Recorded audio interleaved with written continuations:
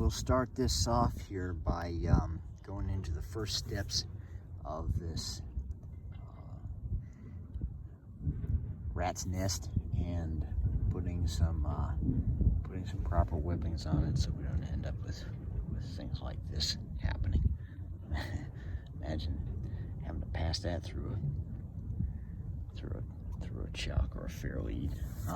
Okay, so a couple things here. There are a few tools that we're going to need.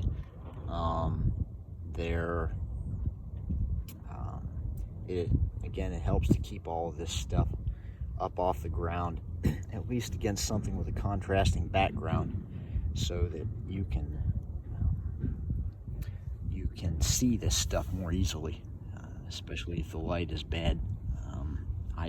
And ideally, if you're not on the hard, this would have a ledge or a berm around it to keep everything from taking a trip into the drink. Okay, so the first step here is we're gonna go back from this raveled end, and you can see how the strands part pretty easily. You want to get back away from that a little ways, and then if the line is grimy, you can take a brush and get the sand off of it.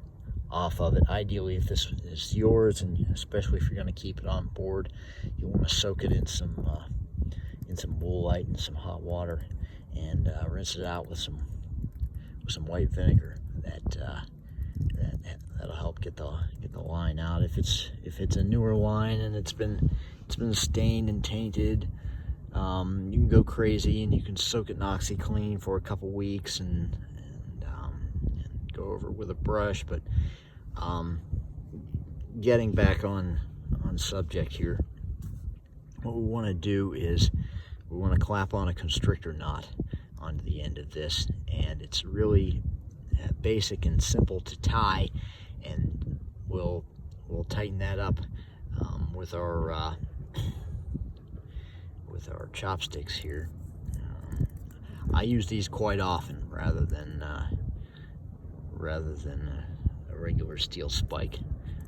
I find that they generally snap right before the twine does, so if I'm in a rush and get heavy-handed, I won't snap the twine.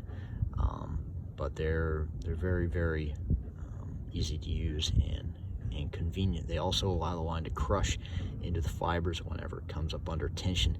Even a properly tied marlin spike hitch still requires that you put a certain amount of tension with the hand to keep it from slipping, and I find that occurs a lot less whenever I'm using a wooden stick.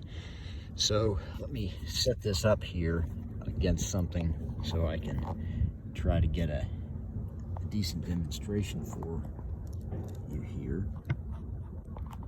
You can see the harbor over there. All right, I really need to get a tripod or a cameraman. If you know anybody out there who wants to come and shoot video for this sort of thing, we could sure benefit from it. Okay, let's see here. All right, let's try this. Farting around here. Okay. Oh, that's a little bit better. All right.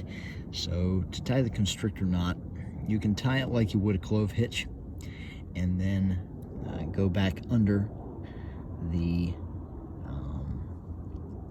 one of the initial turning strands. I'll give a demonstration of that method here later on, but to tie it from an end, you want to start by going from the right hand over the standing end from the left. So here we got the bitter end, here we got the standing end of the twine. Now that's been crossed over,